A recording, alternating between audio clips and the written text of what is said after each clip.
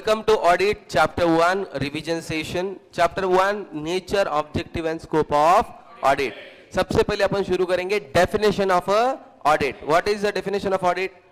Audit is an independent examination of financial information of any entity, whether profit oriented or not, irrespective of its size or legal form, when such examination is conducted with a view to express an opinion thereon. तो ultimately इसमें तीन चार चीजें देखना है. Independent रहना, independent of mind, independence in appearance. Examination of financial statement नहीं, information जहां पे पैसा है वो हर एक चीज, प्रॉफिट मेकिंग हो नहीं हो, एनजीओ का भी ऑडिट होगा. Any form of legal size, sole proprietor, partnership, HUF, company, AOP, कुछ भी हो, सबको ऑडिट होगा. और क्यों करना है? अपना काम ओपिनियन देने के पैसे हैं. Okay, I don't know, disclaimer, ये भी एक ओपिनियन है क्या? ये भी एक ओपिनियन है. तो उसके बाद अपन ओपिनियन देते समय 6 चीजें चेक करेंगे. कौन सी 6 चीजें चेक करके ओपिनियन देंगे? क्या है? अकाउंट्स बनाए और जो एंट्रीज है वो मैच होनी चाहिए. जो इंफॉर्मेशन है वो कैसे होनी चाहिए? क्लियर एंड अनएम्बिग्यूअस होनी चाहिए, कोई प्रॉब्लम नहीं होना चाहिए. हर एक एंट्री एविडेंस होना चाहिए. हर एंट्री को, कोई भी एंट्री ओमिट नहीं होना चाहिए या एडिशन नहीं होना है. एग्जाम्पल क्या दिया था? 31 मार्च के पहले सेल्स, बाद में सेल्स रिटर्न, ऐसा नहीं चलेगा. Next, financial statements are accounting standard के हिसाब से प्रेजेंटेशन होना चाहिए. एंड अल्टीमेटली जो रिप्रेजेंटेशन कैसा होना चाहिए? True and fair. ये 6 चीजें अपन ने देखना, उसके बेसिस पे ओपिनियन देंगे. ऑब्जेक्टिव्स, किसने बोला ऑब्जेक्टिव्स? ऐसे 200. नाम क्या ऐसे 200 का? Overall objectives of independent auditor. Okay, तो उसमें कितने ऑब्जेक्ट है? 2.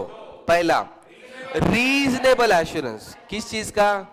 Financial statement are free from material misstatement. Financial statement material misstatement से दूर है. और दूसरा, 3 चीजें उसमें, फाइंडिंग्स, कम्युनिकेट एंड रिपोर्ट. तो ऑडिटर जो फाइंडिंग्स करेगा वो मैनेजमेंट या टीसीडब्ल्यू के साथ कम्युनिकेट करेगा, उसके बाद ही रिपोर्ट करेगा. स्कोप ऑफ ऑडिट, इसमें 7 चीजें हैं.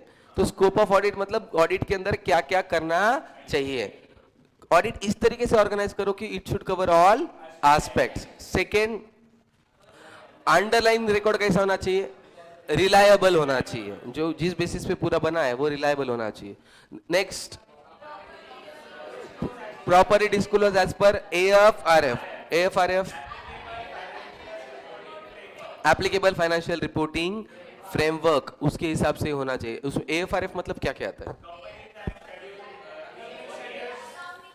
Accounting standard, schedule 3, companies act, basically जो भी फॉर्मेट है रूल की रिलेटेड हर चीज उसके अंदर आ जाएगी. 4th, तो तुमको चेक करना assess the reliability and sufficiency, कि जो अंडरलाइन रिकॉर्ड है, सोर्स ऑफ द इंफॉर्मेशन है, वो रिलायबल है कि नहीं. कैसे चेक करेंगे? पहली चीज, accounting system and internal control को चेक करो, उसे तुमको रिलायबल है कि नहीं समझेगा. एग्जांपल दिया था अपन ने, आईनाथ पानीपुरी का एग्जांपल दिया था कि उधर का इंटरनल कंट्रोल चेक करो. दूसरा, अदर टेस्ट जो तुमको रिक्वायर्ड लगते वैसा. नेक्स्ट, हाँ, रिलेटेड इज प्रॉपरली डिस्क्लोज. तो उसमें क्या क्या है? तुमको अकाउंटिंग रिकॉर्ड, फाइनेंशियल स्टेटमेंट, ये सब मैच हो रहे कि नहीं. और दूसरा, मैनेजमेंट के जजमेंट के जो सिलेक्शन है वो करेक्ट होना चाहिए. एंड पॉलिसीज जो है वो कंसिस्टेंटली फॉलो होनी चाहिए. ये चीजें चेक करेंगे. 6, क्या चीज एक्सपेक्टेड नहीं है सीए से? आउटसाइड द स्कोप, जो मेरे काम में नहीं आता वो मैं चेक नहीं करूंगा. ठीक है. Next, 7, constant on a scope. हाँ, अगर कोई ऑडिटर के काम में टांग लड़ाता है एंड वो इस लेवल की टांग है, मतलब इस लेवल का कंस्टेंट है कि वो मेरे डिसीजन मेकिंग को इम्पेयर कर रहा है, तो क्या कर सकता मैं? क्वालिफाइड डिस्क्लेमर ओपिनियन दे सकता हूं. तो अपन ने ओपिनियन के 4 टाइप देखे वाले हैं. कि पहले तो देखो पर्वेसिव. पर्वेसिव वर्ड का मतलब covering all the aspects. Material मतलब हाँ इंपॉर्टेंट है, बड़े अमाउंट का है. और SAAE ये वर्ड क्या है? Sufficient appropriate audit evidence. हाँ, तो अभी शांति से सुनो और तुमको बोलने का कि इनमें से कौन सा आता है. ठीक है. एक परवेसिव है क्या? नो. परवेसिव है क्या? नो। मटेरियल है क्या? हाँ। मटेरियल है क्या? हाँ। ऑडिट एविडेंस है क्या? हाँ। क्वालिफाइड। एग्जाम्पल देता हूँ, कपकेक का वो छोटा सा पार्ट खराब, तो उसको निकाल के फिर खा लेते हैं। तो क्वालिफाइड मतलब एक्सेप्ट दिस पार्ट, बाकी सब अच्छा है। ओके। परवेसिव है? यस। मटेरियल है? यस। एविडेंस है? यस। एडवर्स पूरा खराब है। हलवा, वो एग्जांपल, नमक, कौन सा पिक्चर वो, हम आपके कौन के अंदर, तो वो पूरा का पूरा खराब, उसको नमक निकालो और शीरा खाओ, पॉसिबल नहीं है। हाँ। परवेसिव है क्या? नो। मटेरियल है क्या? हाँ। ऑडिट एविडेंस है क्या? ना। क्वालिफाइड मतलब एविडेंसेस नहीं है पर मुझे पता है कि गलत लग रहा है, तो आई डोंट नो, तो उस पार्ट को छोड़ के बाकी सब सही है, पर उस पार्ट के बारे में मुझे पता नहीं है। ओके। परवेसिव है? यस। मटेरियल है? यस। बट ऑडिट एविडेंसेस नहीं है। डिस्क्लेमर दे दो। डिस्क्लेमर मतलब है कि मुझे नहीं पता कि ये सही है या गलत है, क्योंकि मुझे चेक ही नहीं करने दे रहे, तो मैं क्या बोल के ओपिनियन दूं। एस्पेक्ट्स टू बी कवर, 11 चीजें हैं जो तुमको कवर करनी है ऑडिट करते समय। स्कोप में पहला पॉइंट था कवरिंग ऑल द एस्पेक्ट्स, तो ये एस्पेक्ट्स थे। System of accounting and internal control, ठीक है, वो चेक करो। दूसरा, प्रोसीजर रिव्यू करो सिस्टम, एयरपोर्ट का बोला था मैंने एग्जांपल। फिर third, checking the arithmetical accuracies, इसमें क्या क्या चेक करना?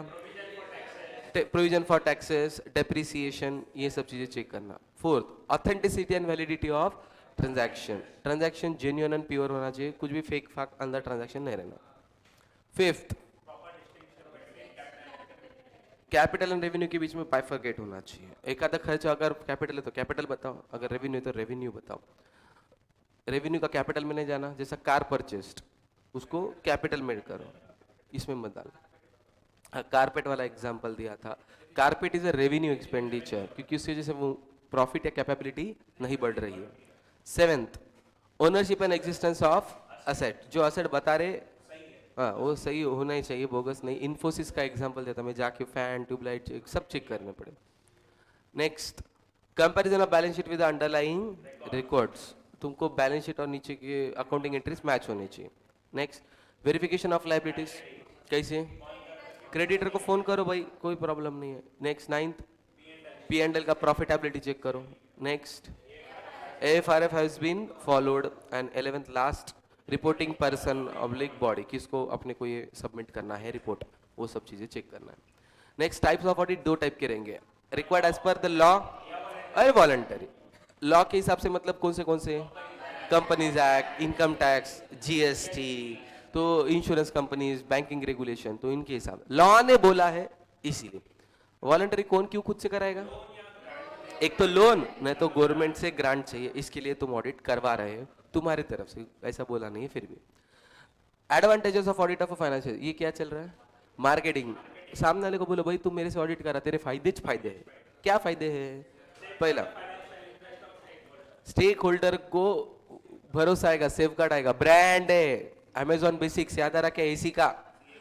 हाँ, कि जैसे अमेजॉन बेसिक छप गया, अनब्रांडेड भी चीज ब्रांडेड बन गई, तो वैसा ही सीए का साइन बनते हैं, अनब्रांडेड बैलेंस शीट ब्रांडेड बन जाएगी। दूसरा, मोरल चेक ऑन एम्प्लॉइज, डिफाल्केशन या एम्बेजलमेंट करने के पहले वो डरेंगे। नेक्स्ट, थर्ड, हाँ तो भाई टैक्सेस देने के लिए लोन के अमाउंट के टाइम पे या अमालगमेशन एंड मर्जर के टाइम पे काम आएगा। नेक्स्ट, आग लग गई है, क्लोजिंग स्टॉक कितना था, किधर से देखेंगे? बैलेंस शीट, P&L से देखेंगे। फिफ्थ, हाँ प्रोसेस कॉस्टिंग के जैसा वो नॉर्मल लॉस निकालने के लिए अपने बैलेंस शीट एनालिसिस काम आएंगे। सिक्स्थ, जो भी अकाउंट रखने चाहिए थे वो रखे कि नहीं। सेवेंथ, तुम इंटरनल कंट्रोल तुम नहीं बिठाएंगा मैनेजमेंट, बट तुम उसके स्टडी वीकनेसेस बताएंगे, जैसे वो आईनाथ को बोले थे कि तेरा कैश काउंटर चेंज कर लोकेशन। नेक्स्ट, एट, डेथ के टाइम पे वही पेमेंट करना है, गार्नर वर्सेस मुरेगेस, तो वहाँ पे अपना ये काम आएगा, या गवर्नमेंट के लाइसेंस इशू करना है। तो ये 9 चीजें जिसके थ्रू बेसिकली अपन क्लाइंट को बताएंगे भाई this is the importance of audit. Inherent limitations मतलब अपन गारंटी दे सकते क्या? नहीं। अपन हमेशा ऑब्जेक्टिव्स में भी क्या लिखे? एश्योरेंस नहीं लिखे, रीजनेबल एश्योरेंसेस बोले कि गारंटी नहीं दे सकते 100%। क्यों नहीं दे सकते? उसके रीजंस बोले वाले, क्योंकि मैन AFRF के हिसाब से मैनेजमेंट के जजमेंट जाते हैं, और मैनेजमेंट के जजमेंट कैसे? सब्जेक्टिव है भाई। मैनेजमेंट के हिसाब से 2% का रिपेयर मेंटेनेंस है, मेरे हिसाब से 4 है, पॉसिबल है, तो मैं गारंटी कैसे दूं? फिर दूसरी चीज थी कि प्रोसीजर ही ऐसी है कि मैं गारंटी नहीं दे सकता। जैसे कि फॉर एग्जांपल मैनेजमेंट जानबूझ के या अनइंटेंशनली इंफॉर्मेशन ही नहीं दिया, तो मैं कैसे करूं? एग्जांपल अतुल सर का दुकान, अहमदाबाद में शॉप खोल के बैठे, मुझे बोले इसने, और मैं नांदेड़ में ऑडिट करते बैठ रहा, तो ऑब्वियसली मैं पूरा रिपोर्टिंग नहीं दे पाऊंगा। नेक्स्ट, हाँ, ऑडिट इज नॉट इन्वेस्टिगेशन, मेरे पास वैसे पावर्स ही नहीं है जैसे CID के पावर है, तो भाई ऑब्वियसली मैं गारंटी दे ही नहीं सकता। एंड नेक्स्ट था फ्रॉड, जो सोफिस्टिकेशन है, कोल्यूजन है, और इसके वजह से, और मैं इतना है तो मैं क्यों नहीं कर सकता? क्योंकि मेरे को ट्रेनिंग भी नहीं मिली वैसे, और मैं उस चीज का एक्सपर्ट भी नहीं हूं, तो मैं गारंटी कैसे दूं? थर्ड, टाइम ही कम है, तो डीमार्ट का एग्जांपल दिया था, 4 लाख बिल में से 100 बिल चेक करा सैंपल बेसिस पे, तो 100% गारंटी तो नहीं आएगी। बाकी मैटर्स दिए वाले छोटे मोटे। Relationship, accounting, auditing, law, banking, economics, statistics, ये सब है, ये FM के चैप्टर, ये कॉस्टिंग के चैप्टर्स, तो तुमको हर एक उसमें से 2-3 इंपॉर्टेंट दिए वाले हैं, उतना एक बार पढ़ लेना। स्टैंडर्ड सेटिंग प्रोसेस, ये MCQ के हिसाब से ज़्यादा इंपॉर्टेंट है। IFSC इंटरनेशनल लेवल पे अकाउंटिंग स्टैंडर्ड है, दैट इज AFRS बना रहा था, उसने फिर ऑडिट का जरूरत है बोल के IAASB बनाया, तो इस IFAC का इंस्टीट्यूट अपना मेंबर था, तो इंस्टीट्यूट ने सोचा कि वो कर रहे तो अपन भी कर लेंगे APC, तो APC ने SAPs बनाए, SAP का भी नाम बाद में चेंज हो गया AAS, और बाद में क्या बना वो SS, जो आज के तारीख में अपन कर रहे हैं। ओके, तो standards is like D2H channels, उतने नंबर नहीं है एक्चुअली चैनल्स के, उतनी सिर्फ जगह के बना के रखे वाले हैं। SQC किसके लिए रहता? CA फर्म के लिए। स्टैंडर्ड्स ऑन रिव्यू एंगेजमेंट, हाँ, SREs, हाँ, कोई और काम कर रहा है, मैं उसके ऊपर सिर्फ ध्यान दे रहा हूँ। स्टॉक ऑडिट में मैं काउंट नहीं करता, हाँ, वो काउंट करने वाला उसको मैं देखता हूँ, सुपरवाइजर।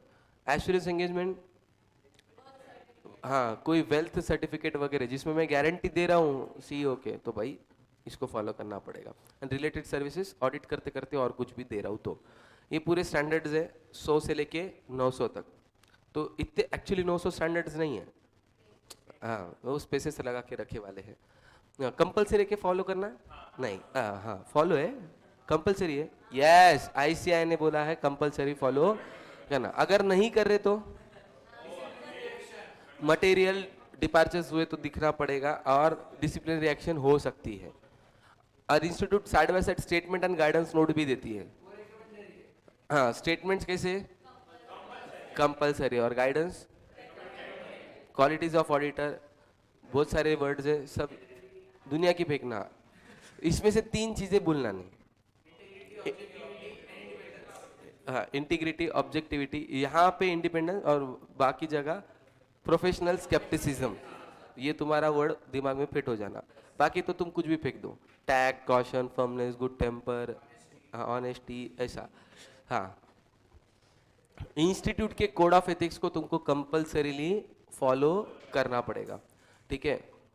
एंड लॉ में जो भी बोला है, कोई कोई लॉ में जो रिक्वायरमेंट है उस लॉ को भी फॉलो करना पड़ेगा। अलॉन्ग विथ CA को पूरे इंटर के सब्जेक्ट का नॉलेज चाहिए, और कोई भी चीज़ देते समय तुमको रीजनेबल केयर लेना है कि तुम एश्योरेंस दे रहे हो, ये याद रखो कि तुम्हारे बेसिस पे, ऑनेस्टी पे, तुम्हारे भरोसे पे सब चल रहा है। एक भी CA नाम खराब करेगा, सब CA का नाम खराब होगा, तो अपने को सबको इंटीग्रिटी मेंटेन करके देना है।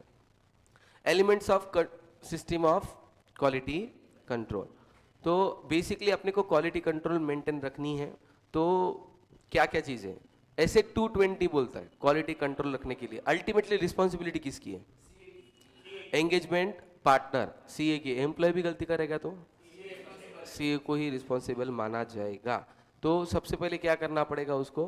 प्रोफेशनल स्टैंडर्ड्स को फॉलो करना पड़ेगा, SQC 1, और NOC लीगल रिक्वायरमेंट्स कुछ है, नो ऑब्जेक्शन सर्टिफिकेट वगैरह जमा करो, उसके बाद ही काम शुरू करो। फर्म की क्वालिटी कंट्रोल लगाओ, ऐसे ऑडिट रिपोर्ट दो जो अप्रोप्रिएट है। एंड टीम्स एबिलिटी, टीम को ऐसा बनाओ, सक्षम बनाओ कि वो गलतियां बोलने से डरे ना, नहीं तो तुम डरा के रखेंगे तो कुछ बोलेंगे नहीं तो गलत ऑडिट रिपोर्ट चले जाएगा, ठीक है। And fact the quality is essential, ये उनके दिमाग में फिक्स करो कि कितना भी करो क्वालिटी मेंटेन रखो, क्वालिटी नहीं तो कुछ भी नहीं। एथिकल रिक्वायरमेंट, 4 चीजें अपने को फॉलो करनी है क्वालिटी मेंटेन करने के लिए। कौन सी? आईसीआई के कोड ऑफ कंडक्ट्स, फर्म के एसक्यूसीज, ऐसे के सी जो कर रहे हैं ऐसे 220, और इन सब के ऊपर इंडिपेंडेंस। इंडिपेंडेंस कैसा होता है? जजमेंट, हाँ, your judgements are not subordinate to the विशेष और डायरेक्शन ऑफ द अदर्स। अगर मैं इंडिपेंडेंस का डिफाइन करने की कोशिश करूँ तो कर ही नहीं सकता मैं उसको, ठीक है, कोई ये नहीं है अल्टीमेटली जब तक ट्रू एंड फेयर दे रहे। अगर मैं कोई ओपिनियन दे दो ट्रू एंड फेयर बोल के, तो फिर वो पास के लिए रहेगा, फ्यूचर के लिए नहीं है। 2 टाइप का इंडिपेंडेंस होना, independence of mind, independence in appearance. Independence of mind मतलब ओपिनियन दे पा रहे और अफेक्ट नहीं कर रहे 3 चीजों को, इंटीग्रिटी, ऑब्जेक्टिविटी, प्रोफेशनल स्केप्टिसिज्म। और इंडिपेंडेंस ऑफ अपीयरेंस मतलब थर्ड पार्टी भी मुंह पे आके बोल रहा कि भाई इंडिपेंडेंस नहीं है। थ्रेट टू इंडिपेंडेंस, 5 तरीके के थ्रेट है। कौन से? Self interest, self review, advocacy, familiarity, intimidation threats. तो सेल्फ इंटरेस्ट मतलब उसकी क्लाइंट की फीस इतनी ज्यादा है, बैंक से लोन लिया वाला है, हाँ, तो ये सब चीजें हैं, डिपेंडेंस ज्यादा है तो मैं वो करना नहीं चाहिए, उसकी वजह से इंडिपेंडेंस हैम्पर हो सकता है। सेल्फ रिव्यू थ्रेट्स, खुद ही अकाउंटिंग, खुद ही ऑडिटिंग, पहले डायरेक्टर था अभी ऑडिटर हो गया। एडवोकेसी थ्रेट्स, हाँ, बहुत बड़ा इंसान है तो अपन उसके अगेंस्ट नहीं बोल सकते हैं, मम्मी के जैसा, मम्मी अपने बच्चे के बारे में गलत बोलने ही नहीं वाली। फैमिलिटी थ्रेट्स, क्लाइंट के साथ दोस्ती, फैमिलिटी हो गए, गिफ्ट एक्सचेंज हो गए, लॉन्ग एसोसिएशन है, तो ऐसा नहीं हो चलेगा फैमिलिटी थ्रेट से। मुन्ना भाई एमबीबीएस, क्लाइंट एंड डॉक्टर कभी दोस्त नहीं हो सकते, ठीक है, हाँ, पेशेंट वही। इंटिमिडेशन थ्रेट्स, निकालने की धमकी दे रहा, इसकी वजह से मैं रिपोर्ट ढंग से नहीं दे रहा। सेफगार्ड टू द इंडिपेंडेंस, तो इंडिपेंडेंस को कैसे बचाए रखे?